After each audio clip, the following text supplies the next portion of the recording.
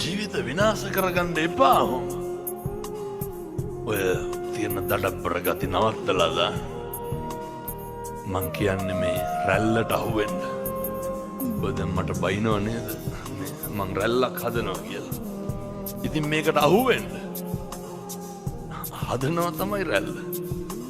මේකට අහුවෙලා හරි කමක් නැහැ ගොඩ ගහන්නේ කොහාටද? මේ වෙනතුනේ මිනිස්සු පුදුම විදියට බණ අහනවා, පුදුම විදියට හැදෙනවා. මිනිස්සු පුදුම විදියට ආරවුල් ප්‍රශ්න නැති වෙන අවුරුදු ගණන් ගෙවල් වල අඬ දබර වෙලා හිටපු මිනිස්සු කතා බහ කරනවා එක්කහුව වෙලා ඉන්නවා. කොච්චරද කියනවා නම්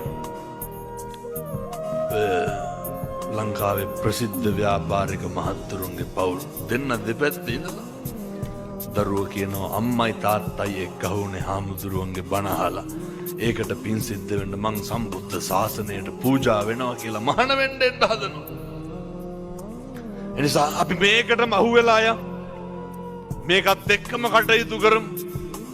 මම මේ තරුණ දරුවන්ට විශේෂයෙන් කියන්නේ අම්මගේ තාත්තගේ අරමුණු ටික බලාපොරොත්තු ටික ඔළුවට ගන්න.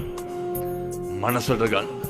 අපේ අම්මා තාත්තා අපි වෙනුවෙන් හදන්න වඩන්න පෝෂණය කරන් කොච්චර දුක් විඳාද කොච්චර මහන්සි වුණාද කියන එක හිතන්න යුගයේ කාලේ ඇවිල්ලා තියෙන්නේ. හිතන්න පින්නතුනි මේ රැල්ලට මිනිස්සු හරි බයයි. මේ මට කියනවා මං සල්ලි පොම්ප කරනවලු. මෙව්වට මං සල්ලි වක් කරනවලු. ඔය කවදාවත් අපේ පන්සල් වලට ආපු මිනිස්සුවා කියන්නේ නැහැ.